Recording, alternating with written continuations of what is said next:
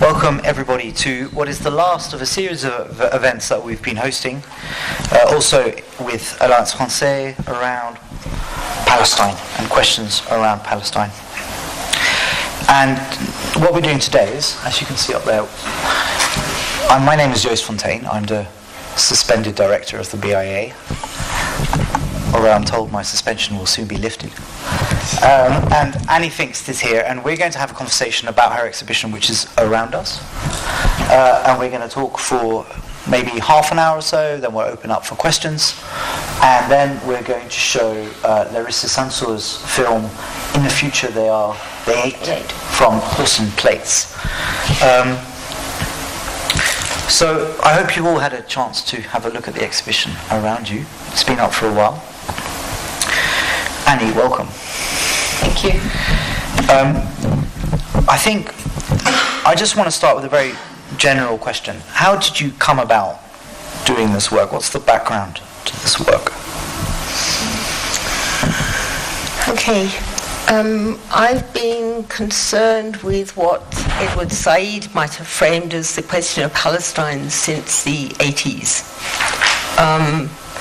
And there's been, since the 80s and before that, obviously, there's been a long history that takes us into really thinking about Palestine and about dispossession and about kind of architectures and technologies of oppression.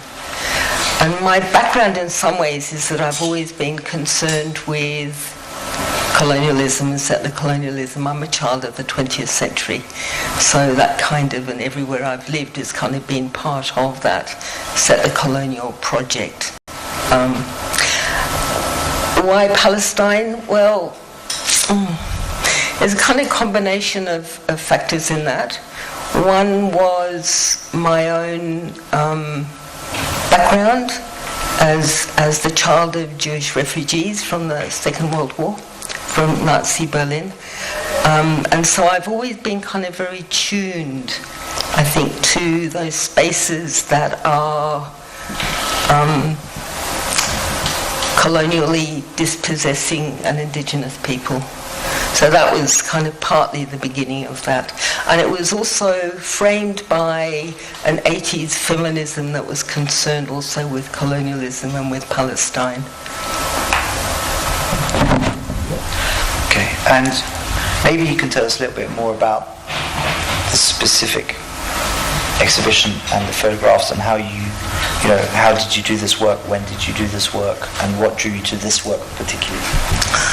Okay, the photographs in this exhibition were taken between 2007 and 2016, and the early part of the work was when I did PhD research, and I was looking at the frames that Israel applied to its governance, to its administration of the different geographies of Palestine. So within the state, within the West, within the occupied territories, within East Jerusalem and within Gaza.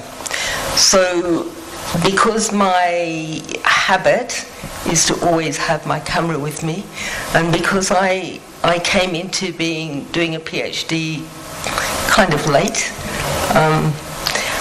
so my practice was already informed by a visuality, because that's kind of how I think and that's how I work.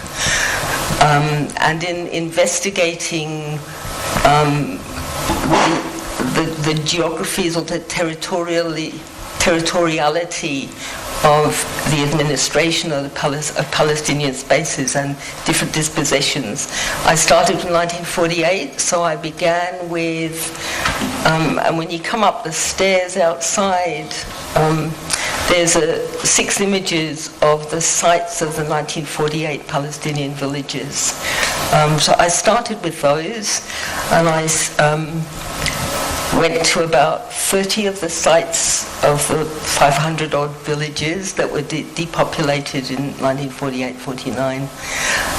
And that's where that visual work, in a sense, began, because I wanted to track and trace a particular history in its material and spatial form So my scholarly work was also about the spaces that had been erased, enclosed or excised, and the materiality of the remnants of that in the landscape. Okay, and so if those are the pictures up the stairs, what about the other pictures, and what is the link between those? Okay, so the link essentially is that my understanding is that what's happening in Palestine is an ongoing Nakba. The 1948 is constantly reiterated in the erasure and the dispossession of Palestinian land and their enclosure. So currently, I'll talk about Gaza a little bit later, but currently, and I haven't been to Gaza because in that period of time I've not been able to do that. The black and white photographs are of a Bedouin village called Al-Arakib, which is in the northern, it's kind of now known as the Sayag, but essentially it's north of the southern part of what is known as Israel. It's the Nakab, it's the Negev. And that's a village that has been demolished about 100 times. And part of the intention in the greater part of the Nakab now is for Bedouins to leave the land that they're on and to move into development towns because the land is wanted for new settlements. It's like, and it's, for me, apart from also the Galilee, and I don't have photographs in this exhibition of the Galilee, but together with the Galilee, those are two geographies that most clearly indicate an ongoing dispossession. And Al-Arakib is actually very well known because they also took a case to court trying to prove ownership, and there's a long complex history about Ottoman land laws and British land registrations, and then Israel's recognition and not recognition of those registrations, and the capacity for a people like the Bedouin to be able to prove within a Western paradigm particular forms of settlement. So those were taken in 2016 in Al-Arakib, and the tree that you see is basically a tree that's one of the only ones that are left. The other thing about Al-Arakib is that much of the land in the Nakab that they're trying to develop as settlements, the projects are being developed by the Jewish National Fund, and that's also got a long history from 1948 in terms of the land being vested in their administration across the state of Israel. The second, so not all of the exhibition is in series, but those two are very specifically so.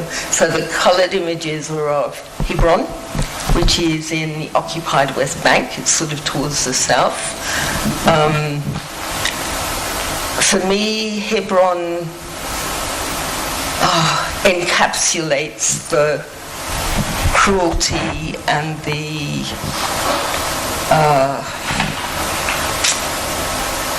sadness is too soft a word, but the grief in a sense of the loss of a Palestinian city.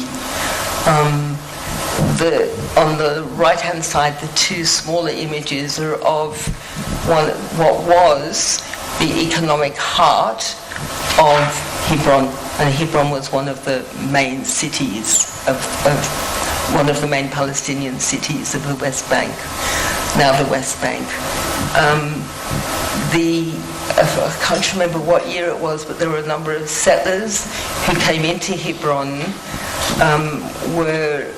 said that they wanted to come in for a particular event and then stayed.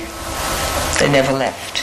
And they're protected by a very large military presence and police. And so now that area that you can see where the shops at the bottom have all been sealed up and settlers live in the apartments above. And that street is a no-go zone for Palestinians. There's a checkpoint at either end, and Palestinians can't walk there. I've got an international passport. I can travel through there. And then on the left-hand side, those are images of the old souk in Hebron, of what is still there, just hanging on. And again, settlers live in the apartments above the souk. And that's kind of what's been happening in Hebron. So that the core of old Hebron basically has been taken over, and Palestinians have had to create well, it's not really a new town, but they've kind of developed commercial and living spaces outside what was the heart of Hebron. So that's just two, and the others we can talk about as we move through. Okay. And I've got a question that I didn't preempt you for beforehand, so hopefully it won't catch you unawares. But listen to you talk now. I know other people who've done a lot of work on Palestinian issues, and they actually do their work in refugee camps in Lebanon, for example. And so you explained that you tried to get into Gaza, you can't get into Gaza. Obviously Hebron is you've given a good reason, and explained and described what it is that motivated that. I'm interested in two things here. One is, have you ever thought about doing similar kinds of work in refugee camps? Because actually there's an issue of multiple dispossessions. Refugees are displaced from one place, go into a refugee somewhere else, they displace somebody else, and so on. So that's one question. The other question is, I'm curious about, because Bedouin and Palestinians are not quite the same, and there are tensions there, or there's a history there, and I'm wondering whether that's something that drew you to that, or was that something that came up when you were doing that work?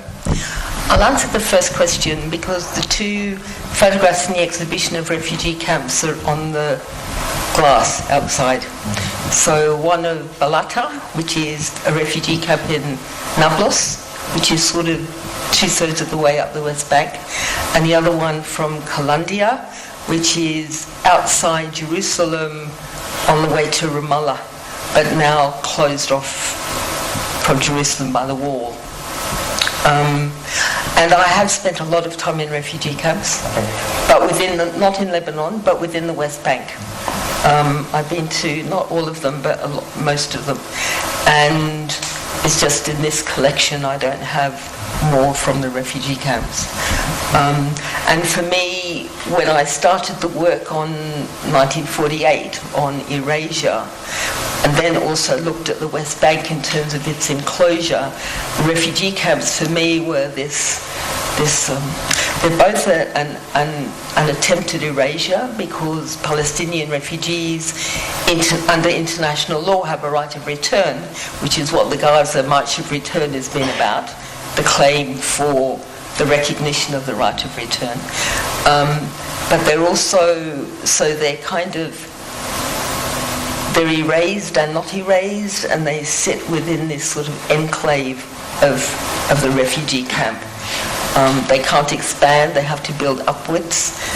They started with tents and then concrete sort of shelters, and then they kind of built on from that. And yeah, so that's just about the refugee camps, and I've written quite a lot about them. And the other question was about what drew me to Al-Araqib and the Bedouin. Yes. I think there's a tendency to separate Bedouin from Palestinian, and I think we need not to do that. Bedouin are Palestinian. And while there's been a history of, as there is everywhere, about kind of hierarchies,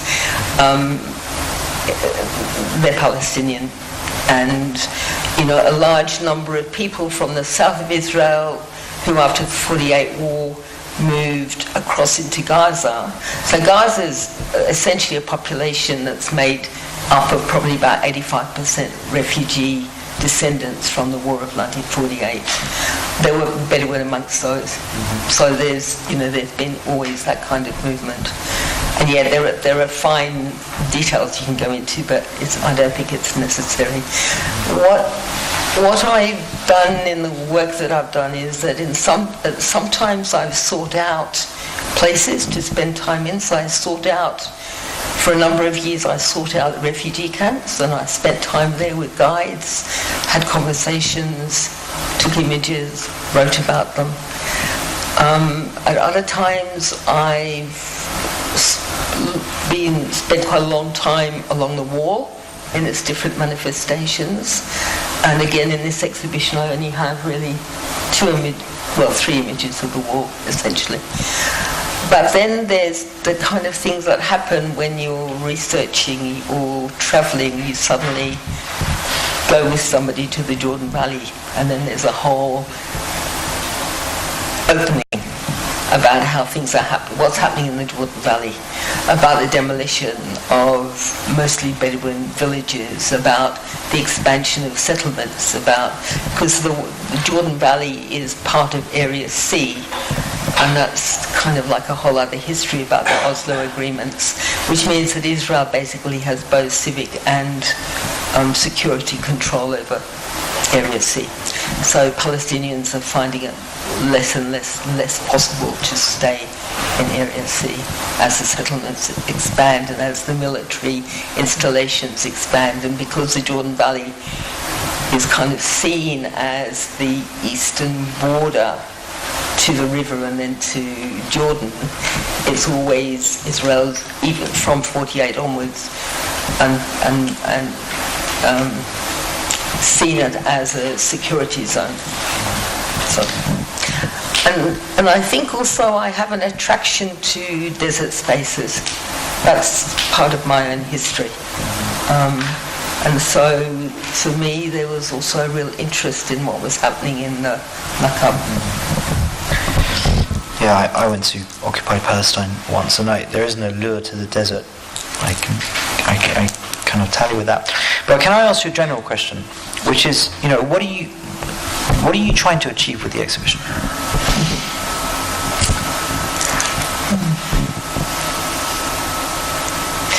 I think there's probably two or three things. One is that I have this work.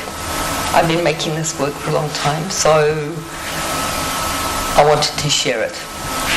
Publication is one way. I often show work at conferences.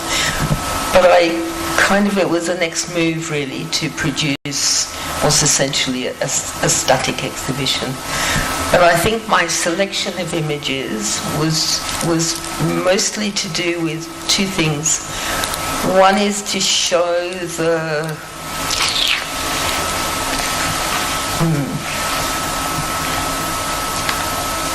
destructive force of dispossession. So the emptied out spaces of Hebron, the demolished buildings, demolished Bedouin encampments,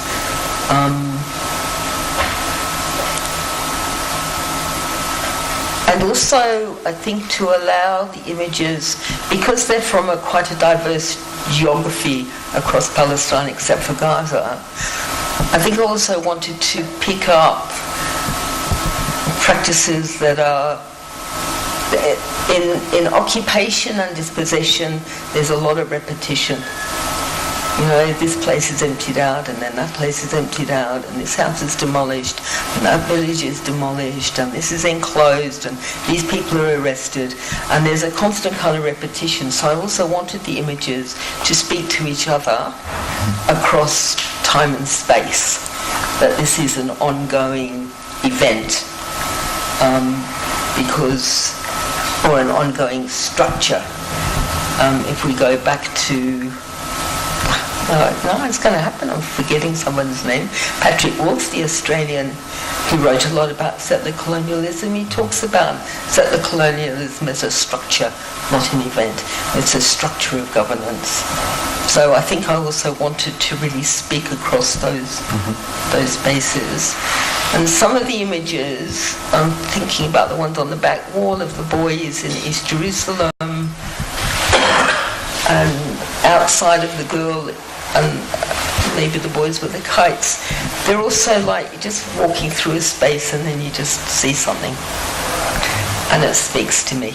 So that's kind of partly what I wanted to do, was speak, for the images to speak about Palestine. So then the next question, which I'm sure you're anticipating, is why is it significant to you to bring this to Nairobi? Okay. So there's a kind of both a scholarly and a visual and an autobiographical link. I was born in Nairobi, and so kind of got a whole other history, which I don't need to go into now. So I've had a kind of like, obviously I've had a connection with Kenya throughout my life, but a few years ago I started to do some work on the state of emergency, and it was triggered by attending the Mau Mau War veterans case at the High Court hearing in London. And while I was sitting in that courtroom, I knew that there was a mass hunger strike in Palestine. And I just suddenly understood that the state of emergency was this structure inherited from British colonialism and British imperial control that sat in both of these geographies that I had a personal connection to. So I started some work on the state of emergency in Kenya. I worked with the archives. I travelled to emergency sites and sites of Mau Mau resistance with guides. And at the same time, I did some more conscious work in Palestine on the way in which the state of emergency had been enacted there, because it's ongoing. The state of emergency over Palestine is being, well, it was there under the British, but then Israel established it in 1948, and it's renewed every year. So it's an ongoing state of emergency. So that was, and then I had this exhibition and I showed it in Exeter, the university, and I showed it in London last year, and then we were talking and I just kind of suddenly went, why don't I bring this to Nairobi? And now's the 70th anniversary of Nakba, so in May, so it just kind of felt like, okay, so this could be my contribution to that conversation.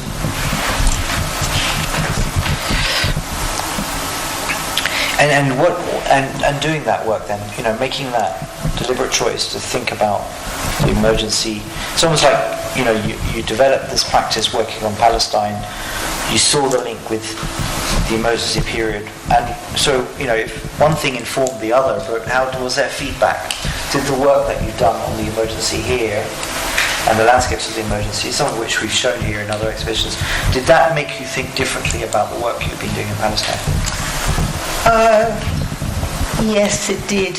It was interesting because going through the archives, the colonial files have been released as a result of the High Court hearing, and going through the archive files both here in Nairobi and in London at Kew, I kind of had the checklist in my mind. I was thinking about what I was discovering about the way the emergency had been structured over Kenya, and I just was going tick, tick, tick, tick, tick, tick, tick, when I was thinking about what I understood about what had been happening in Palestine. So at a sort of a scholarly level, I then went back to have a look more specifically at the way in which the state of emergency is enacted over Palestine. It's not that I hadn't been aware of it, but I was slow. I hadn't really got it until I was doing the work on Kenya. And then I really understood how it operated and what it authorized and how it's it's a set of structures that authorize a whole set of practices which are enacted in order to maintain the order of the state against rebellion or riot or revolt. But it also taught me something spatially. I think I began to see differently, and I can't explain how. really. I think I saw things materially more. I mean, I'd always done work on materiality, but it was like somehow, I don't know, it just shifted my seeing. Well, that's handy, because I'm going through a vague list here, and my next set of questions are actually to do with that, because as you know, Annie, you know, in our previous work that we've done together and what we've been doing here at the BIA, one of the things that we've deliberately been trying to do for the last 3 years is to try and think about critical intellectual engagements between artists and scholars. And you know, we've talked about this many times, but this idea that, you know, scholars can engage with artists, and taking artists as intellectuals in their own rights, and scholarship can learn from artists in a certain way. And what strikes me about your practice is that you're both a scholar and you're an artist, and so you and you describe your own work as interdisciplinary. We talked about that before. So I guess my question is, what does an exhibition and practice like this, visual practice like this, do, or that scholarship can't, or what does it offer scholarship that in a way that conventional scholarship, reading archives, writing, doesn't really allow us so well to do, whether it's representation or whether it's thinking, or both?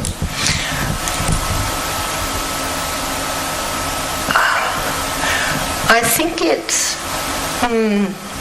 think it allows for two things to happen, and I spoke about this a little bit at the opening, at the round table. I think it allows time and space for an apprehension of the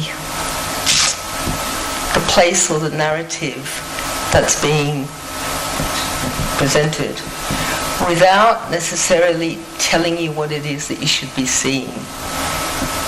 And I purposefully don't include captions for that very reason. Although, you know, I just tell you where the place is. Because I think it's also, in a way, requires the viewer to do some work. So I think my work is to capture what I see. And I'm not the sort of photographer that kind of lines stuff up. I move really fast. Camera shot, done, move on. And then see what's kind of there, really.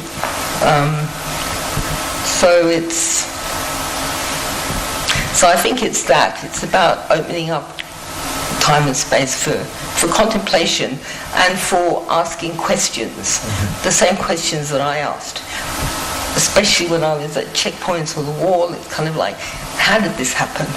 Where does this come from?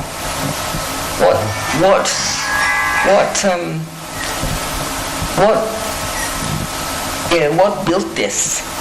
And in terms of like flipping it back into like scholarship would be, because my understanding of the materiality of like the wall, of the checkpoints and the settlement structures, the architectures, is that they materialize something. And so then my task was to go back to say, what is being materialized here? So that's the kind of interrelationship. But in a way, in the work in Palestine, differently to the work in Kenya, was that I started with what I saw and then investigated it. Yeah, and you were saying earlier that in Kenya it was the other way around. You started with what you read and then you went to look for it. Yeah. So then you've got this thing between images and words, I suppose.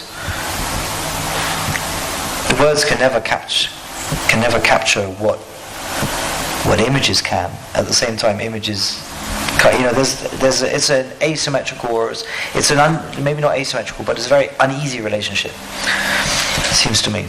I mean, I think words can, if you're talking about poetry or fiction or story. Yep. So, and I think the challenge for me is to find a writing form that has the same quality as my visual work. Yeah. And that's, you know, not academic writing in that sense. So it's, although it could be, you know,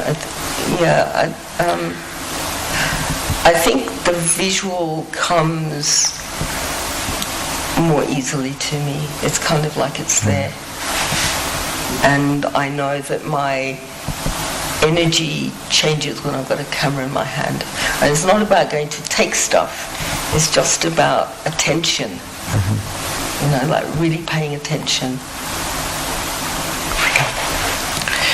So I mean, this, we could talk about that forever, and we'll probably come back to it. But if that's a way of talking about the relationship between scholarly practice and artistic practice, and clearly they're different, and yet clearly they're overlap. And ideally, good scholarly writing is also poetic, right?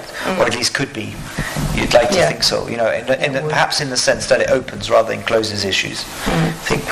But what about, say, this work in relation to, say, news reports? So we've read the news recently. Palestine's been in the news this week. We all know that it's an ongoing issue. I mean, it's in the news this week, but actually it's always going on. We know that because we're intelligent people and we engage with the news, and we realise that the news only captures certain things at certain moments. Nevertheless, what is it that work like this, an exhibition like this, offers that, say, you would not get from reading the newspapers or understanding the day-to-day events of what's going on in Palestine? Yeah, I think there's a couple of things. I think one is that our current form of media reporting is very fast, and it's attracted to the high moments of conflict. And I'm not in any way suggesting that those moments are not important. They are. But how we understand the violence of dispossession is not only along the fence of Gaza, it's also in Hebron, it's in Al-Araqib, it's in East Jerusalem, it's in the Galilee villages. It's every time a Palestinian tries to go through a checkpoint to hospital or waits for a pass. So the violence of the state and the violence of its expulsions is of the everyday, of the every moment of every day. The Palestinians have to negotiate the possibility of life. And that's not to say that the events on Gaza I'm not suggesting that those aren't important moments. They are. But I think what the media don't do is look at the quiet places of Palestinians attempting to negotiate their lives. Because it's not, what do you see, really? Somebody standing for 6 hours trying to get through a checkpoint. Yeah, well, that's a long television take. So I think that, but I think there's something else that's going on here as well, and that is that I think that the media, and not all journalism, because there's a lot of very good critical journalism, and we can talk about who those journalists are, and they've been working on Palestine and the Middle East for 30, 40 years. But I think there's a dominant discourse about Palestine that presumes a symmetry of conflict. There is no symmetry in Palestine. This is an asymmetrical conflict. It's a conflict about power, or enacted by power, against an occupied people or a dispossessed people or refugees. And I think the media doesn't do that. It doesn't do that work anymore. Well, as I said, there are journalists that do and have consistently been doing it.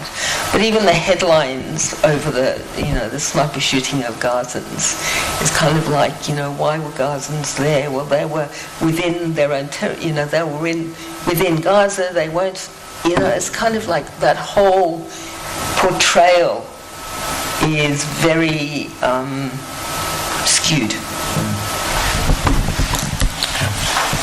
Yeah, I don't think anyone could disagree with you there at all. I'm wondering though, in terms of the everyday and questions about time, whether your work also reveals something else that the other media work don't reveal, which is not just sort of the everyday small things, but also the incredible recursivity of this conflict. I mean, you mentioned it earlier, but if you're looking at the remains in landscapes of the Nakba from 48, and then you put them alongside new settlements. I'm looking over there at a picture with new settlements on the wall.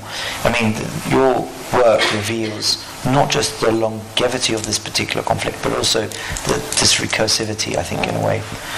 Yeah, it's the practices don't change. They continue in different parts of the geography and intensify in other parts. So, Palestinians who were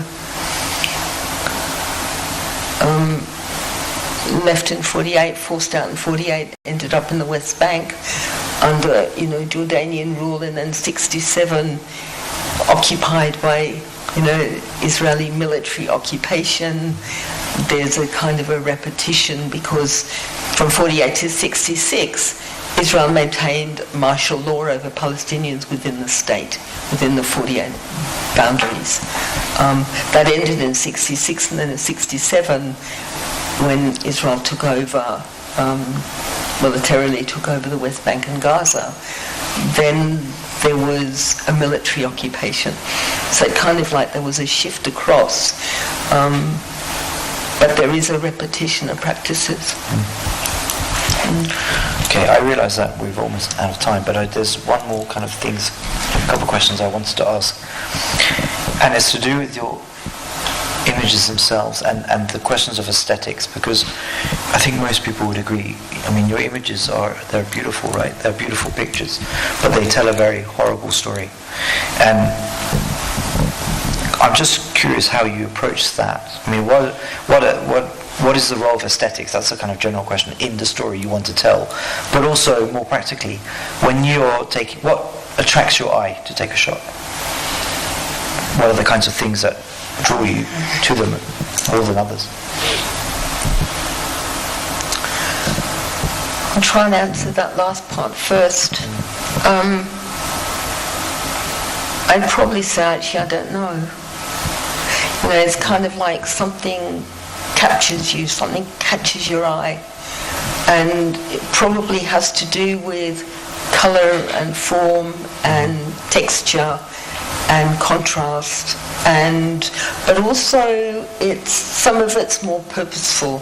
So the picture of the tower and the wall in Bethlehem, which is just above the window, the lane beside that goes down to a refugee camp, which is the first refugee camp that I visited in 2007. It's Aida. So I kind of know the geography a little bit. But there was something very powerful about the way in which that tower and the wall sat, and I just saw it. So I took it. Other images are kind of equally purposeful. The two children in East Jerusalem with the two police out on the outside there. That for me was kind of like, oh, this really tells this story. This is just this does it for me. And others are sort of incidental, because also often when you're travelling through Palestine, I don't sit and kind of work out light and form and mirth, because you don't have that kind of luxury, you don't have that kind of time, and I'm not that kind of photographer. But I am very aware of what I'm framing, and so and the whole practice of framing, and there's a whole long conversation about framing, and scholars who've been doing quite a lot of work on what's outside the frame tells you as much as what is inside the frame. And so I think I'm always fairly conscious of that, that what I'm choosing to capture is a framing that I'm applying to what I'm seeing. Move it either way, it's a different image, a different story. It could just be a fraction, includes a different body, includes a different architecture. The question about aesthetics, I've been challenged a few times on that with some of the images in the exhibition, and actually the one image that I was asked about in the last exhibition or the first exhibition of this collection was of the refugee camp of Balata, which is outside. Because actually friends of mine sort of said to me, but Annie, that's really beautiful, and I'm kind of going, yeah. So, it's like, I'm not sure, I'm not devising the images to be aesthetic. I'm not choosing to set them up in a way to make them look beautiful. But the light caught the children's hair, the little girl's hair, into a halo. I didn't even see that until the printer pointed it out to me, years after I'd taken it. And I think with Hebron, I think I am drawn to colour, and I am drawn to, particularly the large one of Hebron, I am drawn to things that get exposed through doorways or doors or, around curtains or through a tent. I am drawn to that. My eye is drawn to that. But I don't set them up to be aesthetic. It's kind of what I see. And then they tell their own story. Because that in one sense is both beautiful and absolutely, I just lost the word, despairing. Because that used to be the gate through to the vegetable market in the Hebron souk. It's been sealed up. So there's this kind of also aesthetic of closure. And I suppose in a sense the aesthetics throw a challenge to the viewer as much as to the person who's making it. So, if you know that these tell terrible stories of dispossession, of oppression, loss, but they're beautiful. That's a challenge to the viewer as much as it is to anybody else.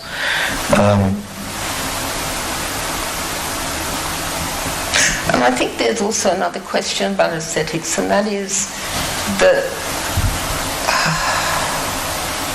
spaces and places hold their own form. And so if you're drawn to that form, that's what you see, that's what you encounter, that's what you bring forward. What you do with it later is kind of another question, I think.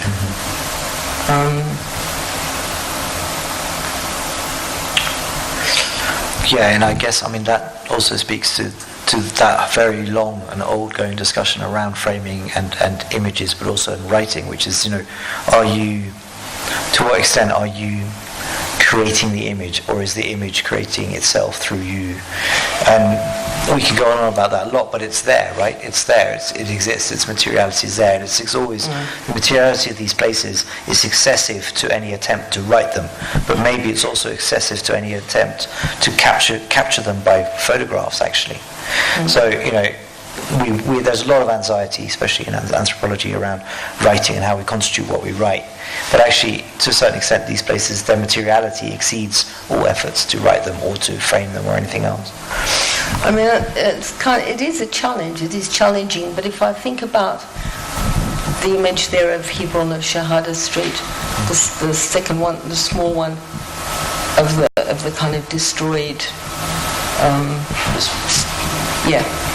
The small one, the vertical one, of the sealed doors and the broken canopy and stuff. And on the one hand, you can kind of go, well, they're amazing colours, but then look at it. You really have to then, if you're pulled in by the colours and the shapes, because they're kind of interesting and beautiful, but then you've got to really look at what's there. And so in some ways, I think, if you eschew aesthetics, you don't have anything to offer people to come into. I don't know, it's a difficult conversation, but... I think this might be the moment where we open up to the floor. I see a hand, two hands. We'll start with the front row. Oh, sorry. My name is Calvin Moses. I'm an economist by profession, but I also try to follow up the Palestine history. So I have a few questions. The first one is, regarding the wall which separates West Bank and Gaza. So over the years, the wall has been there ever since 1948 when the Israel-Palestine war ended. So has there not been an international solution or an international backed mechanism which could bring a solution to the Israel-Palestine war? Because after some time there is flare-up and violence ends up distracting the Palestinian lives and their children.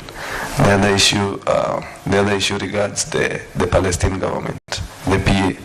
I understand the Hamas government has a political wing and a military wing, but we find that there's been always infighting among the PA political wing, and I think to my understanding that inhibits the peace process, which could facilitate an amicable solution to the Palestinians getting into their own state. What could we say about the authorities which are in charge of the Palestinians and their collaboration to the international backed mechanism for peace process? I might answer the last question first. I think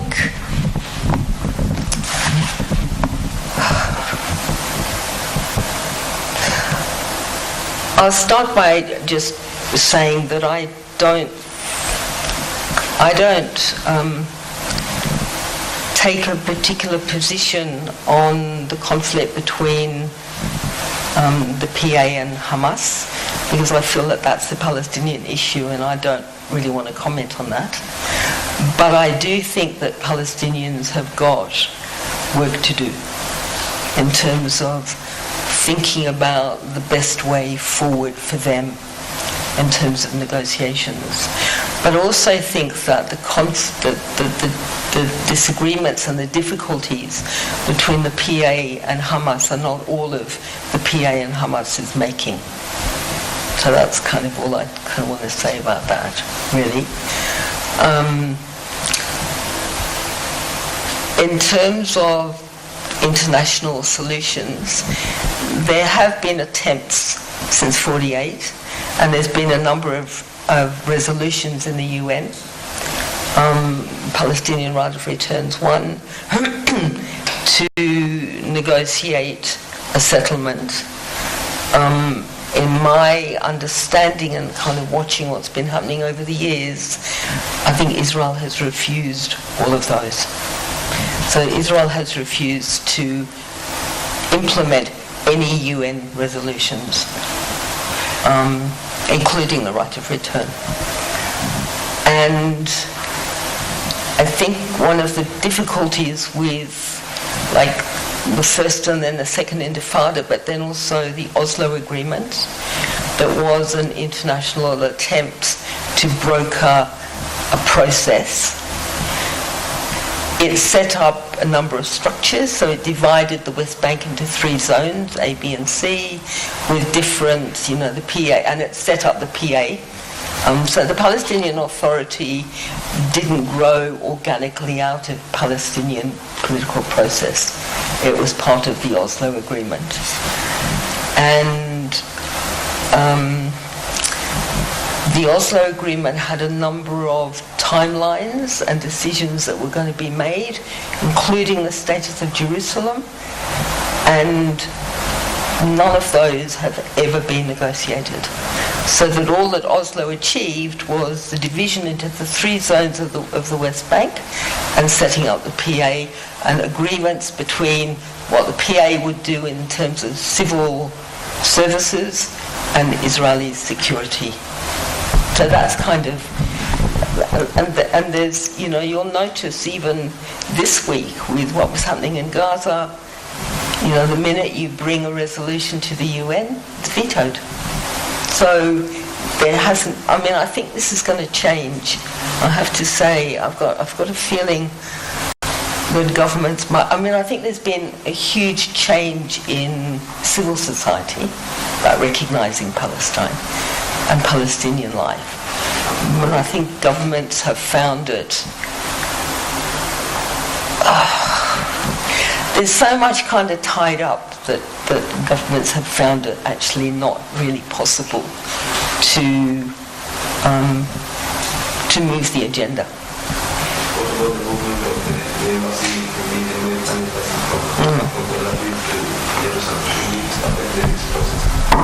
There is no peace process. I mean, I think that this is what we've seen. I think the two states, in my view, I think the two-state solution and the peace process, I think the two-state solution was killed by Oslo, and I think that the peace process has been undermined and undermined and undermined, and it actually doesn't exist. So in a way, somebody has to broker the beginning of a whole new set of negotiations. That's my personal view. Yeah. Okay, first of all, my name is Francis. First of all, let me thank you for this work that you have done, and I believe it takes courage to take such kind of pictures in a place like Palestine, where this is a war-inflected area where there's been a lot of conflicts, and if you look at most of these images, you'll find out that most of these structures are structures that are unconditioned in terms of, they're buildings that they look kind of left out in terms of infrastructural, aspects. I don't know. And then I also wanted to understand, because if I look at pictures like those houses that are made of, I believe they're old corrugated iron sheets, and piled with the mixture of some materials, and I believe these are people who are living it's a land that a lot of conflicts. They are people who are attached to conflicts, and I also wanted to find out from you, because we understand that children who are born in Gaza Strip, within that area, they are taught on how to handle guns, and then they grow with the mindset of war. Have you ever experienced air raids and stuff? Because when we hear of Palestine, as we look at it in an area where it's too much of conflict, there's a lot of confrontational conflicts between the Israeli army and the Palestinians fighting, and every time war. Okay, how did you manage to handle this in terms of conflicts?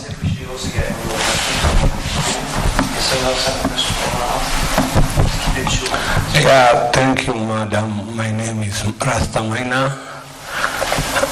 I want to thank you for your project and for caring about humanity. Now my question is this. In Israel, whatever they are doing to Palestinians is not new. We had in biblical time King Nebuchadnezzar, the occupation and the exile. So my question is this: is Israel a racist government? Because in the Bible they say that Jerusalem is the capital of the world. Or Jerusalem is a holy city where people will take pilgrimage, like the way people go to Saudi Arabia in Hajj. And in your book you say in the future they will eat on the plate of proclaim, a good plate. That means a good future. In your vision, in your writing, do you see that vision when the world will be harmony? As the Bible says, Jerusalem is a compact city. Everyone is a member, which I mean everybody will take a pilgrimage there. And will the harmony come? Because God is God of harmony, not God of destructive. This is a human materialism. And time and space, will it work for the good of humanity where we all have peace? Because if one person doesn't have peace, the whole world doesn't have peace. Because it will be a breeding ground for racist radicalization and terrorists. Thank you. What's your really difficult question? Okay. Let me start. I just want to comment on children in Gaza because I don't buy it personally. I just don't. I think that there's a whole narrative that criminalizes and demonizes Palestinians and particularly Gazans, right? Their children are regarded as human shields. They hide them here and they put them there, and it's just like I don't buy it. Yeah, but like children are living in a war zone. What do you think they're going to pick up and play? Like kids in the West Bank play shootings because they're exposed to shooting every day. It's like, our kids play shootings because they watch television. So, like I kids think play that it's... shootings everywhere. I remember playing shooting when I was a kid all the time. I mean, I wasn't brought up in the West Bank. Yeah, but I think there is a narrative which is a particular Western narrative, Israeli and American and, particular Western narrative that says that Palestinians, and particularly those in Gaza, train their children to hate Israel, to use guns, to infiltrate. I'm sorry, but the stories coming out of Gaza is that children are trying to learn their books by candlelight because they have 4 hours of electricity a day. If they're lucky, there's no drinking water, there's no sewerage, there's no infrastructure, there's no health care. Currently now the hospitals are they've already been out of medicines, and now they're trying to deal with 2,000 injuries, and these are major injuries. So I think that's what Gaza's dealing with. What is the Arab world doing to Good question. Well, yeah, I just in the last couple of weeks haven't really been following that. There have been moments when Arab countries have brought forward resolutions, that they want debated at the UN or made suggestions about negotiations. If the West isn't buying it, it's not going to happen in that sense, unless civil society pushes their governments now to begin to move. But there was something else that you asked me about Gaza and the West Bank, was it? I think there's been a fairly deliberate policy of separation. Gaza's been under military siege for 11 years. Nothing moves in, nothing moves out. Israel determines how much food gets provided, where the fuel will flow. Now currently Egypt has opened Rafah, right, after this last attack on Gazans, but the Rafah crossing's been closed. There's no movement. And if there's a whole lot of other legal things about, if you're a West Banker and you marry a Gazan, you go and live in Gaza, you'll never come out. There are a whole series of rules and regulations that are separating out the different Palestinian populations. And when I did my PhD research, I precisely used the notion of excision and applied to Gaza because I felt that essentially what was happening was Gaza was being cut out of the political space. And Palestinians will say, and other people will say, that what happens in Gaza is what happens in Palestine. Gaza is Palestine. Right? It's not a separate entity. It is Palestine. Oh, your question. Will there be harmony? Will there be harmony? I actually think that I think being reminded of the symbolic importance of Jerusalem is really important. because Jerusalem has been occupied and Jerusalem has been extended and built. All the hills around Jerusalem now are settlements. There's building everywhere. There's hardly any space. And that's been a settlement expansion. And the boundaries of the municipal boundaries of Jerusalem kept being extended as well.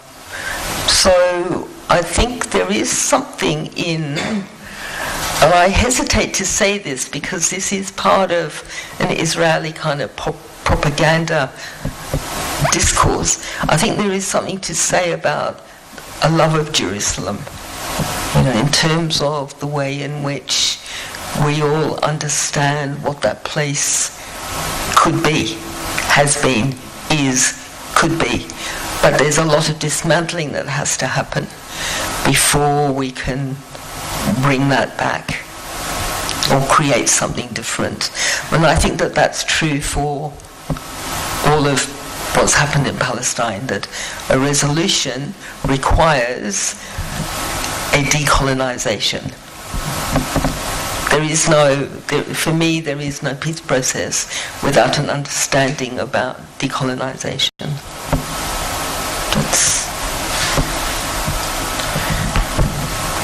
I think we should move on to showing the film now, but can we just put our hands together to Annie, because she's been on the chair for an hour.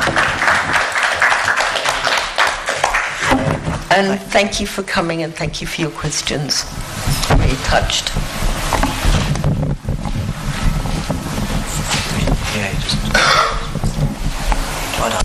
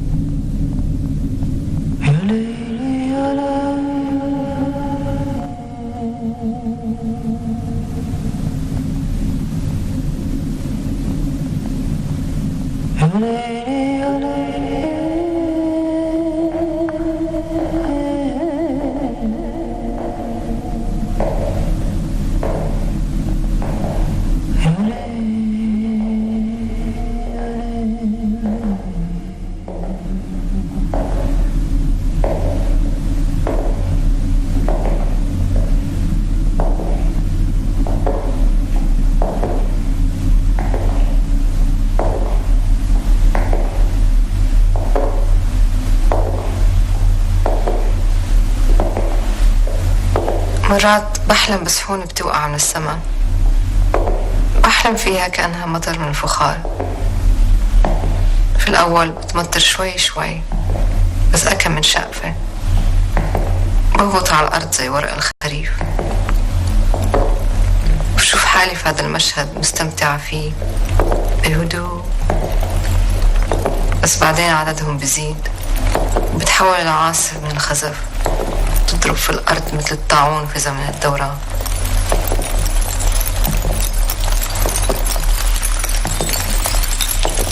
شو بتفكري هذا بعني؟ ما أظن أنه هذا المشهد له معنى، هو مجرد صورة في خيالي.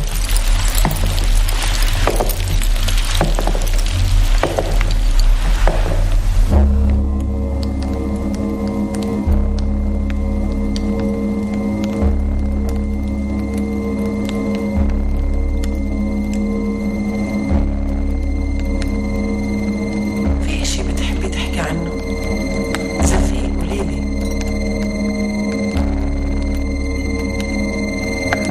مثل شو يعني؟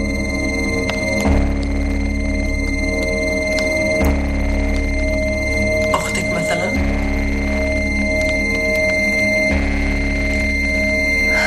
أساساً أنا فكرت إحنا جايين نحكي عنها اليوم.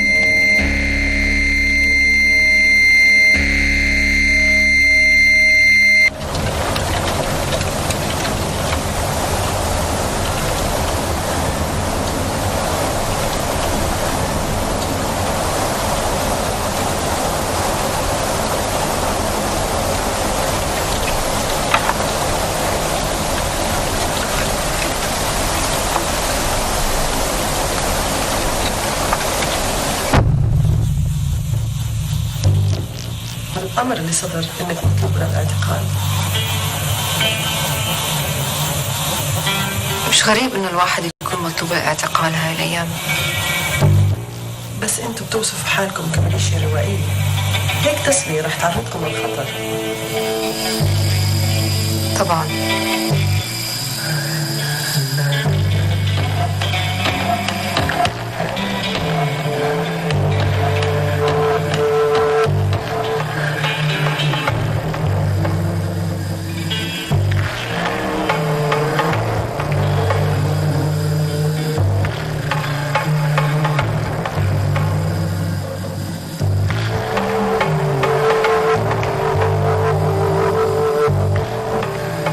الدنيا بتعتم بكير هون في الصحراء، فيش كهرباء، فيش ضوء.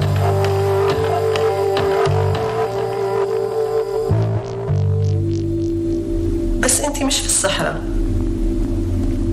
تتذكري؟ انتي مرتاحة هيك؟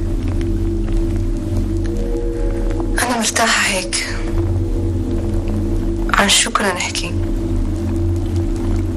كنت تحكي عن كيف دفنوكي، بقصد في مشروعك. مزبوط.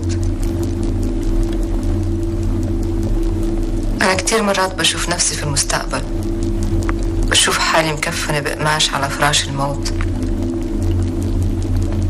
جسمي كله سخن وبرتعش وبترك صورتي على قماش زي كفن تورين. بس كفني هو الحضارة اللي أنا صنعتها.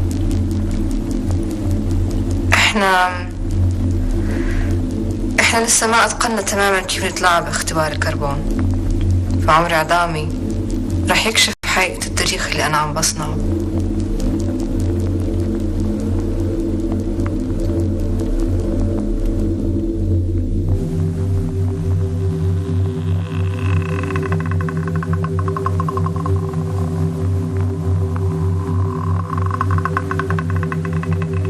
بس المستقبل اللي انتي بتتخيليه هو مجرد يوتوبيا جدلية، صح؟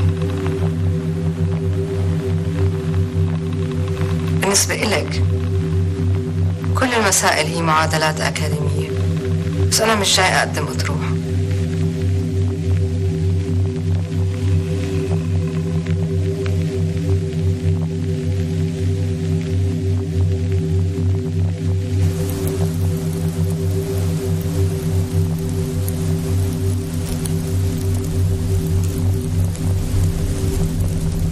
عم نزرع وقائع في الأرض.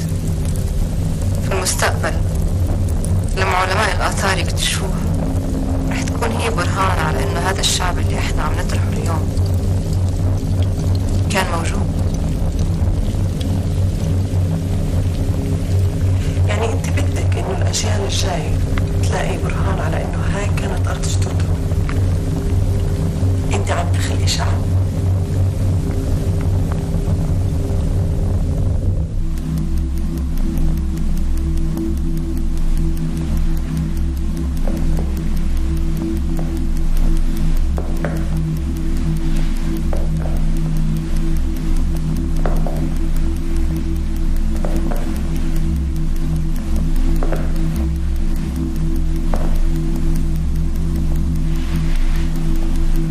كل أفعالنا هي تدخل في التاريخ. أنا اخترت أتسلل بين سراديب موت الماضي وعم بترك علامات على كل الجدران اللي في طريقي. فانت عم تعملي اللي بتعمليه عشان تثبتي انه الميثولوجيا بتكون التاريخ والاحداث السياسية.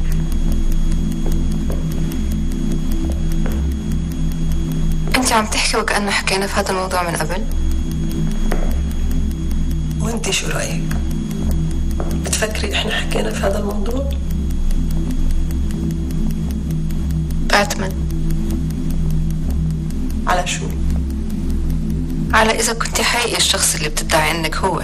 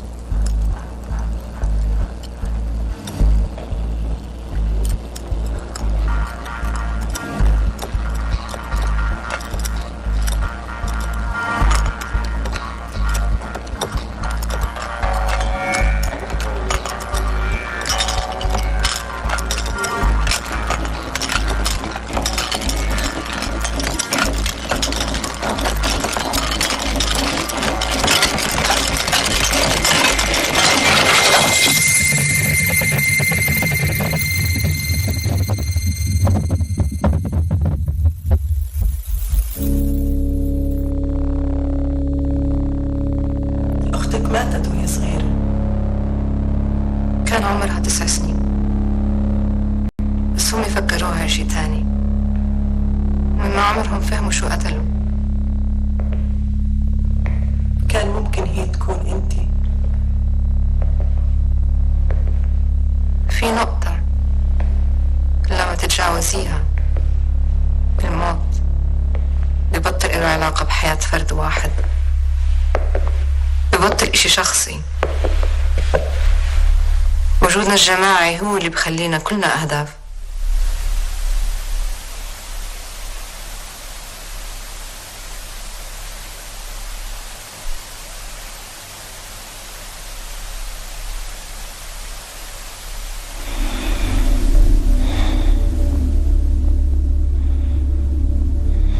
بس أكيد مش معقول إنك بتفكري بموت أختك بهاي الطريقة العلمية. أنا بضلني ألاحق فيها، بس هي دايما سبقتني بعدة خطوات. مرات بحس كأني عادة بلاحق فينا الاثنين. كأنه انتوا التنتين ميتين.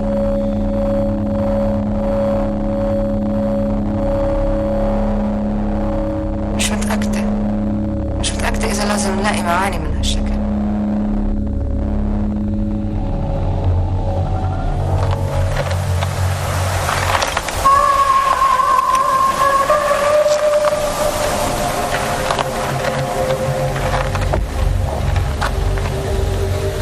احنا هلنا عايشين في ديستوبيا، ومنضلنا نغرق في أعماق الكارثة. احنا عايشين في بؤرة تسارع الأحداث باتجاه نهاية العالم. كل شي حوالينا بيختفي شوي شوي.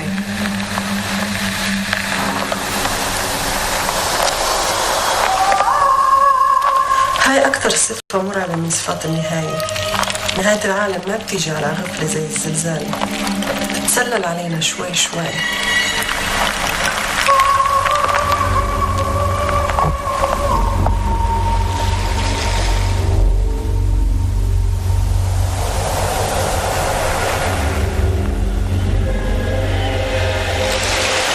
كل اللي بتذكره إنه إحنا دائما عايشين في عصر الاختفاء. حدا نهبنا، والنهب ما كان بس مادي، الريحة، المشهد، وأهم شي قدرتنا على الحركة والتحول، كله راح.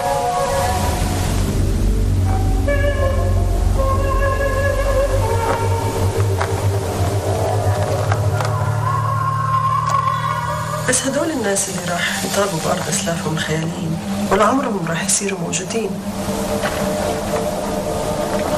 بس هم راح ينوجدوا. الأسطورة تخلق واقع وتخلق هوية. الناس رح تنضم وتعلن انتمائها.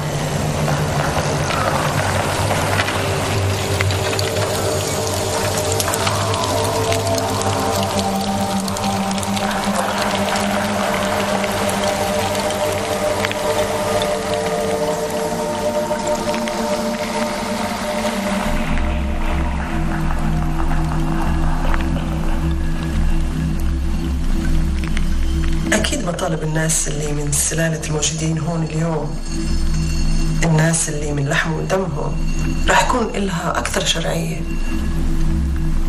المسألة مش مسألة شرعية، والحاكمين زمان أمونا من المعادلة. أنا بس عم بزيد أرقام، يعني بحاول أخرب حساباتهم. بس لما بتطرحي هذا الشعب المزيف، مش كأنك تتقبلي هلاك شعبك؟ بالعكس، هم إحنا وإحنا هم، لأنهم رح يتعبوا بالأرض باسمنا.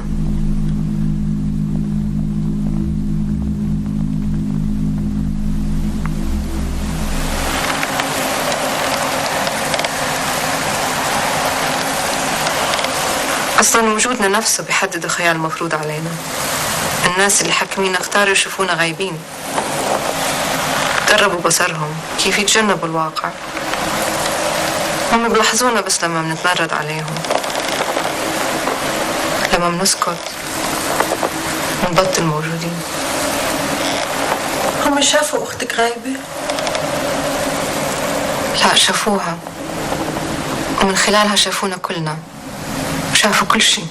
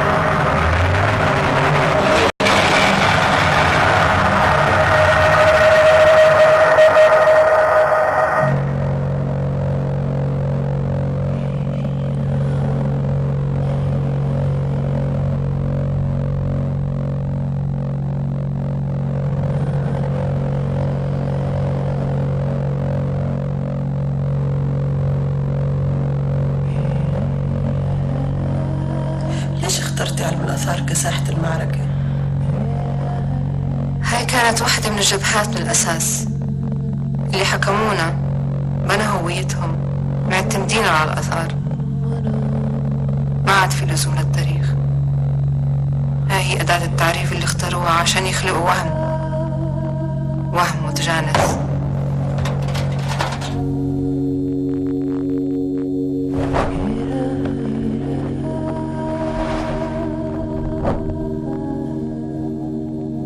وظيفة علم الآثار هي أنه يفسر الماضي بشكل يعطي حاضره استحقاق تاريخي بطريقة ذكية. بس هاي طريقة مش علمية. الدقة العلمية ملهاش علاقة. أنا بس بحاول أفهم. علم الآثار سهل إنه ينحرف عن الهدف ويصير أداة لحشد الجماهير، أداة بتدعم الأساطير وبتدافع عنها في حالة إذا صار هناك مواجهة مع العلم. وهلا إحنا رح نصير جزء من هاي اللعبة. بس ليش الخزف؟ الفخار دائما إلى صلة مع فكرتنا عن الماضي. كل حضارة عندها أواني.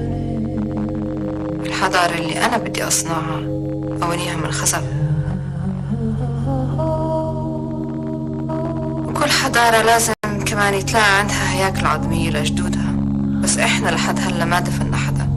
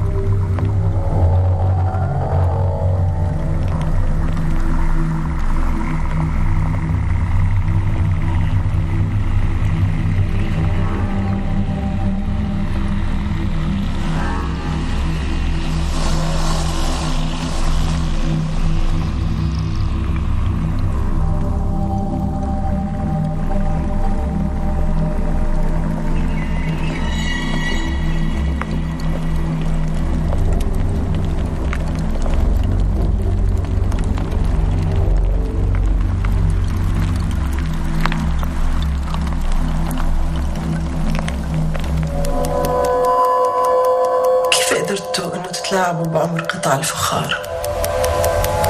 الموضوع مش بسيط، بس برضه مش علم صاروخ. أي قطعة فخارية مدفونة في الأرض تمتص كمية من المي والإشعاع بمعدل ثابت مع مر الزمن. عملية تقدير عمر كل قطعة بيعتمد على قياس هاي المعايير، فإذا قدرنا نشبعها بكمية كبيرة من الاثنين ممكن نضيف مئات السنين لعمرها.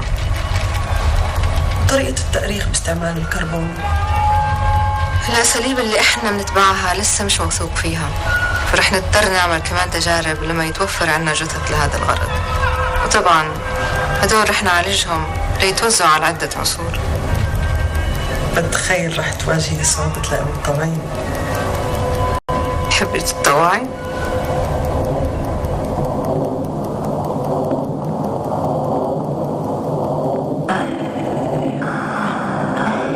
وأختك شو دورها في هذا الموضوع؟ معظم أفعالنا الجذرية مصدرها الصدمات النفسية.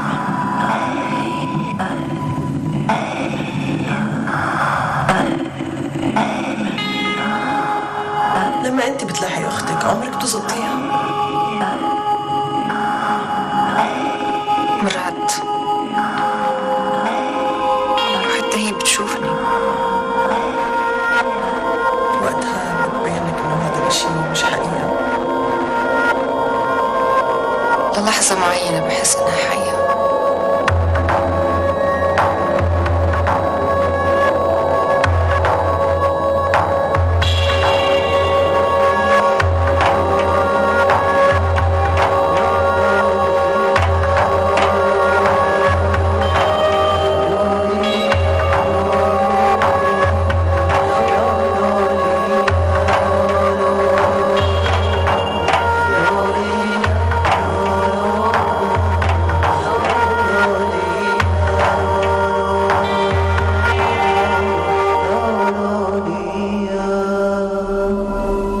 لحد إمتى؟ لما بستوعب إنها مش قادرة تتعرف علي. هي ما بتقدر تحاول المستقبل. ما بتقدر.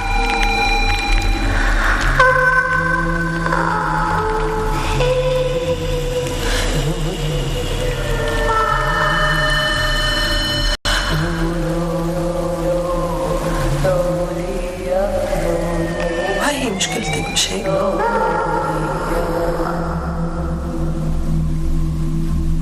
انت مكرسة حياتك تفاوض الماضي وتفاوض المستقبل وبتحاولي تغير الاثنين، بس هذا مستحيل.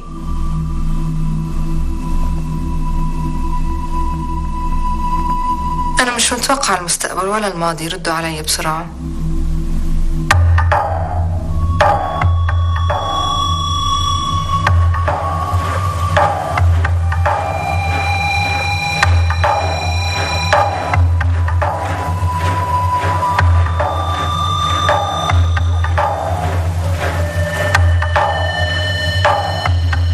الفخار امتى انت مخططة انك تشوفوه؟ مش مهم إمتى، المهم إنه يكتشفوه حتى لو بعد 100 سنة.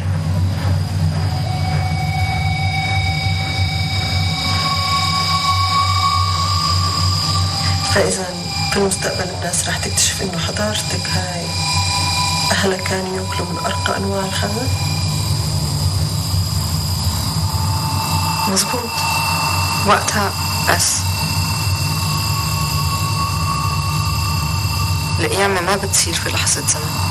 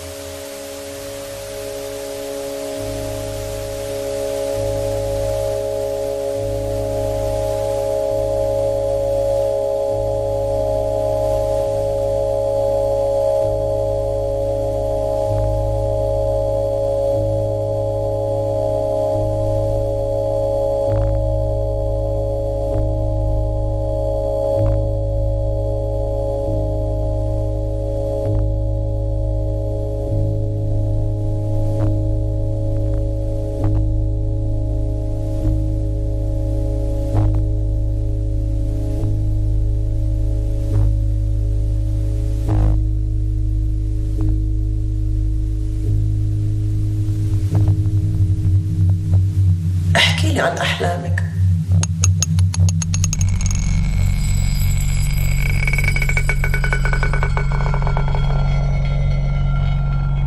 مرات أحلم بسحونة بتوقع من السما، أحلم فيها كأنها مطر من فخار. في الأول بتمطر شوي شوي، بس أكا من شقفة بهبطوا على الأرض زي ورق الخريف. بشوف حالي في هذا المشهد مستمتعة فيه بهدوء، بس بعدين عددهم بيزيد وبتحول العاصفة من الخزف، تضرب في الأرض مثل الطاعون في زمن التوراة.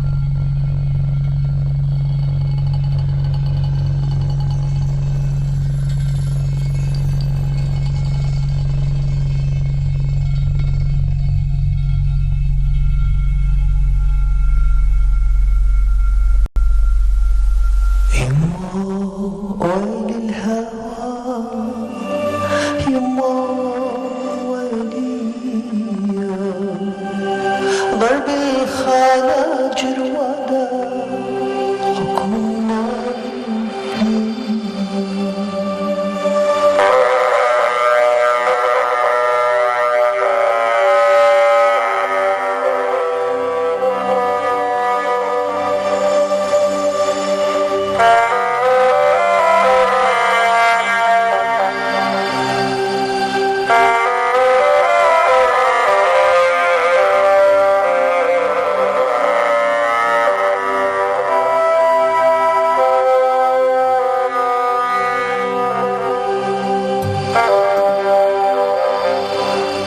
ومشيت تحت الشمس.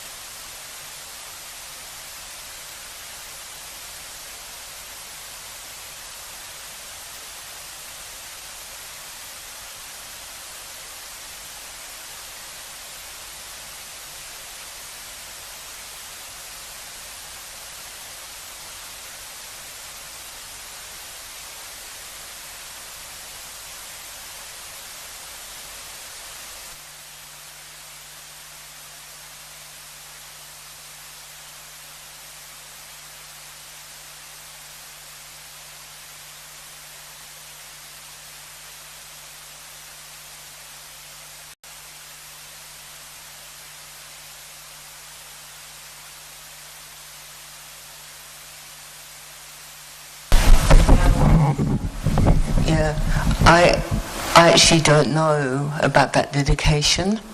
The film is the third of Larissa Sansour's sci-fi trilogy, and the other two are quite short and quite different, but they're all about kind of Palestinian history. Is that what you wanted to know? So why did she choose to, it's so powerful, but why did she choose sci-fi as a genre? I don't know. I don't know. There's a number of Palestinian women filmmakers who've been making experimental film,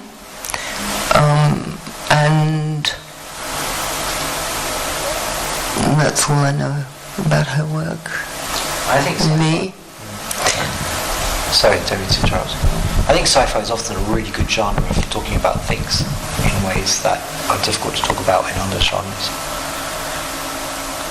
And like, for example, in this one, it brings up the question of time and deep time, and the interrelationship between, say, deep time and short, immediate time. And sci-fi brings that out in a way in this, because the other way to do that on a subject matter like this would have been, say, to bring in the Bible, but that would have actually been kind of perverse given the context. So by not, talking about time in its big expanse, but not going back to the biblical thing, that's part of what's being questioned here. Part of what's being critiqued here is the way in which archaeology trumps history, for example, and particularly a mythologized kind of archaeology. The archaeology of biblical archaeology is a very particular kind of archaeology. It's a mythologized kind of archaeology.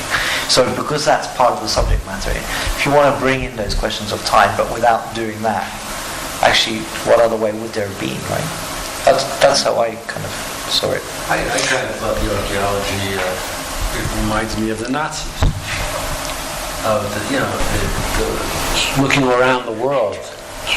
Well, I think looking, the hunt for Buddhist symbols, or Tibet, going to Tibet, looking for the Aryan peoples, trying to find, some sort of history and the manipulation of archaeology to support the Third Reich.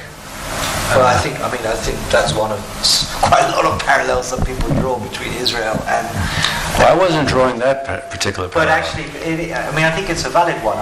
In my line of work, I've done a lot of work on politics and memory. Anthropologists have looked at memory and archaeology. Israel is a prime example of that, of exactly what they talk about in this film: a state built on archaeology. The whole Masada myth, and all of that. It's what's tricky there is that.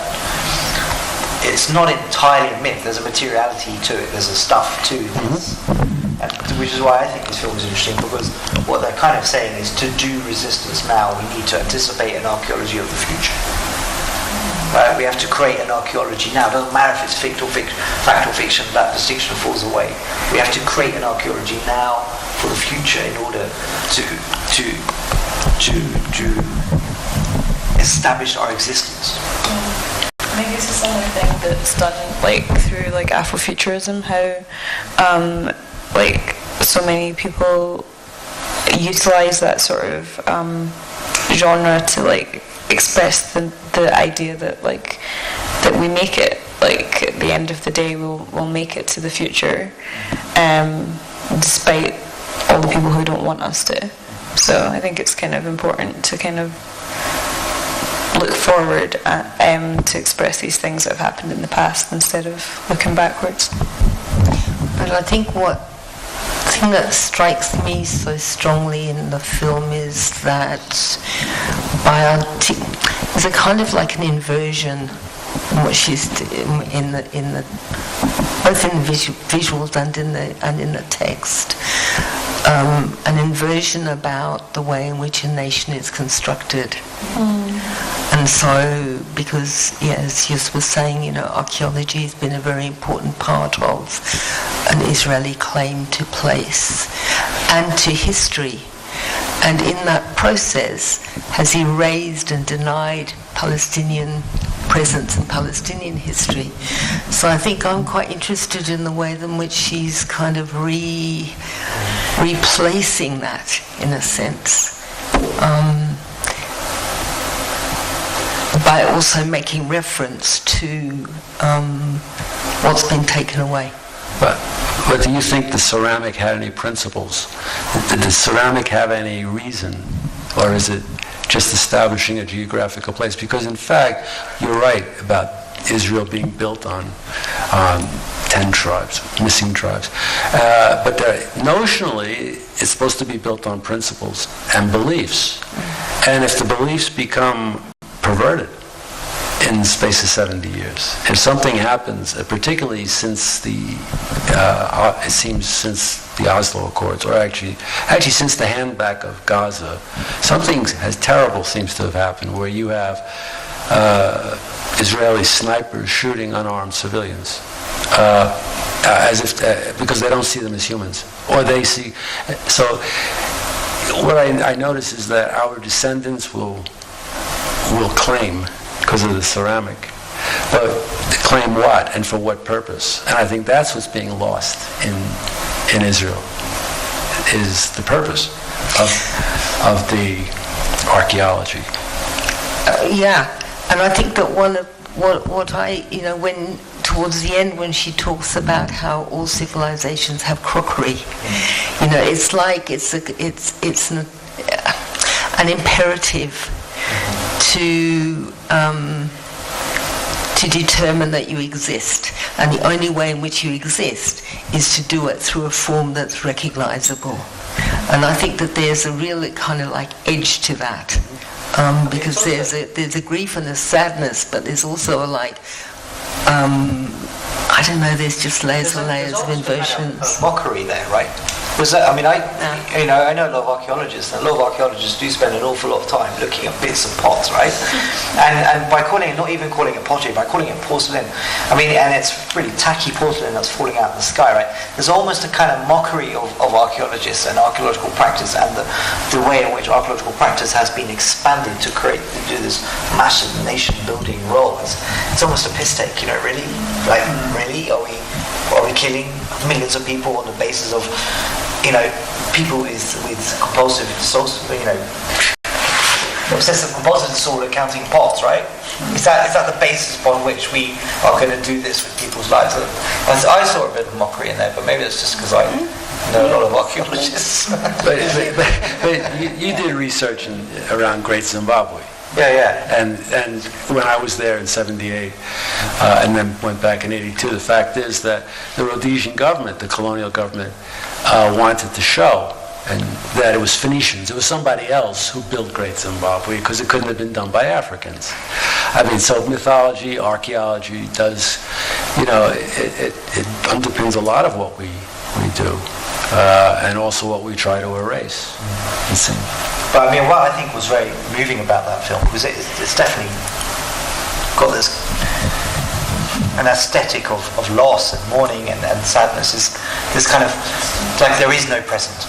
Our past has been taken away. There is no present. The only thing we've got left is, the only thing we've got left to work for is a future that we have to work really hard by putting pots everywhere, right? It's not a cheery picture, right? It's not a cheery picture at all. It's really rather depressing. Perhaps, I don't know, because I look at that woman is like she was passing through some circumstances whereby perhaps she was looking for someone who had died, deceased, or something of that nature. And then there pops up two little children, and to my own, what was bubbling in my mind is that she was thinking of this little sister who had died way back, and I don't know how you're looking at it. Well, I think there's a line in the film, and I can't remember it exactly, which is that when the sister was killed, she could have been anyone, and this is the nature of what's been happening. And then she then was always looking for her, but of course, you know, that's in the past, and she's moving into constructing a future. So it's that space between, and it kind of reminds me of some of the Palestinian writing, the more current writing, the newer writing, which is less of a kind of like a narrative of 48 and beautiful Palestine and, you know, this sort of paradise, and more, I don't know how to describe it. There's still those stories, but they're being told in actually quite a different sort of way now. And I think that's partly generational, and partly is that kind of grappling with the ongoingness of the loss, of the grief. But also, sorry. About that just reminds me of a quote in The Return of the King by Tolkien, when Frodo has he's gone up to the mountain and he's come back, and then he's gone back to the Shire, and he says, how do you pick up the streams of an old life? How do you begin to go back when in your heart you understand there's no going back? And you know, when she's looking for her sister constantly and never finding her, I think a reality of states of emergency or just histories is that we can never go back to those places. They remain in our minds, but they keep changing all the time. So the reality of her sister is a past that she can never, even if she excavates it, it will never be the same. You know, even these porcelains that have been left for the future to find, there'll be a different present past. So I don't know what that looks like for Palestinians. I don't know. Yeah, I don't know what that looks like, but she captures that very strongly with the kind of imagery that she uses. But what she's also invoking a Palestinian presence through the what do I call the cutouts? Like the figures from Palestinian history that she brings into the landscape. So she's in. It was in the pitch, by the image of the small chapel. I was in the pitch, and it's surrounded by some people with the, I don't know. But also the image at the end of the table, which looks a little bit like Christ's last dinner table, right? Yeah. With all these figures on it. Yeah. But Sukhao, your comment made me think about two slightly different things. First of all, in a sense, isn't there a sense in which what they're talking about is they're going to have to create an archaeology, because the rupture that's been enforced upon Palestinians is so profound that they have to create an archaeology, create it from nothing for the future, which is a kind of akin, it seemed to me, to what Israel has done. In the sense that it's manipulated archaeology in such a way to create space for its own historical continuity, which is upon which Israel is built. And so there's an irony there, in the sense that what Israel has had to do to create it for itself, it's also enforced upon Palestine. And if Palestine wants to exist in the future, it's going to have to do the same thing, which is fabricate a kind of archaeology in a certain way. So that was the one thing I was thinking about. The other thing was that with the girl being shot, the girl being shot like she's the line in the film, for the person doing the shooting, that's not a little girl. It's just Palestine. Or anything that's bad about Palestine, right? But I think the real tragedy is that for the person whose relative the little girl was, the girl also gets lost in the struggle, right? As a real person, but also because the girl becomes another death. There is no singular death anymore. There's only mass death. There's only death in the big, in the abstract. And so there's a kind of double loss there. There's a loss of the person you knew, but there's also, the person has died, but also the loss of that person in that their very existence is obliterated in the struggle, right, on both sides. So that, I think, both those things are going on. Pretty powerful stuff, actually. I guess like the person who asked the question earlier about the person asked the question about, like, do you really want to see your sister's death in such abstract terms? It's like, well, it's not like she's imposing that. That's something that's been imposed. So there's, like, no getting out of it. Yeah, that must be, I mean, if you're in that situation, that's what I mean by double loss. I mean, your close relative dies, but you can't even grieve that person in that way. I mean, because it just gets absorbed in all this mass loss everywhere. Except that dealing a lot in the past. I'm just trying to understand the concept of the movie. It's so deep. It's so deep. It's very layered. There's many layers to it. What was I going to say? Yeah, I think it was just to kind of follow up about the sort of loss and the collective loss. I don't think that individual deaths disappear in the magnitude of the multiples, because I think individual families and communities mourn people. But I do think that there is a moment where the collective loss becomes part of not just a historiography, but also as part of the struggle. But in most of the towns in the West Bank, there'll be posters of people who've died. Usually only young people who've died because they've been shot or bombed or whatever. And so there is then this kind of collective ownership, if you like, which I think is very much what will be happening and has always happened in Gaza, but will be particularly poignant now. Yeah, even those things were dropping like bombs and then transforming into parachutes. Yes, it's more bombings and people dying. Yeah, it's very layered. Are you done? Okay. Thank you. Thanks everyone. So having it until Monday, isn't it? Yeah.